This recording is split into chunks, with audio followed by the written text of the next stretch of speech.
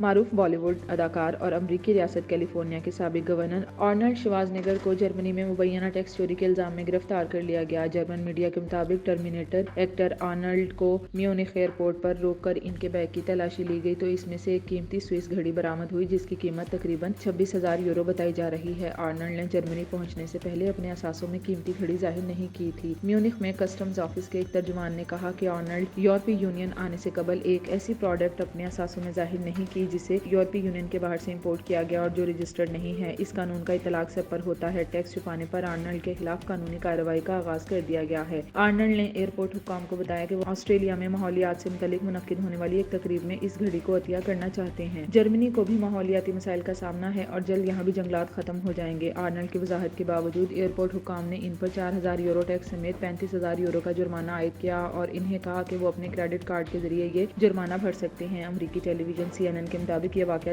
دلچسپ صورت اس وقت اختیار کر گیا جب آرنلڈ جرمانہ ادا کرنے کے لیے تیار ہو گئے، مگر اس بار کریڈٹ کارڈ مشین عین موقع پر جواب دے گئی اور ایئرپورٹ حکام 1 گھنٹے تک اسے قابل استعمال بنانے میں ناکام رہے۔ کریڈٹ کارڈ مشین سے مایوس ہونے کے بعد ایئرپورٹ حکام آرنلڈ کو اپنی حراست میں ATM مشین تک لے گئے، مگر وہاں جا کر معلوم ہوا کہ ATM سے نقد رقم نکالنے کی حد بہت کم اور اوپر سے بینک بھی بند ہے۔ ایئرپورٹ حکام آرنلڈ کو واپس ایئرپورٹ لے آئے جہاں ایک آفیسر بالآخر ایک نئی کریڈٹ کارڈ مشین لے آئے جس کے ذریعے آرنلڈ نے جرمانے کی رقم ادا کی۔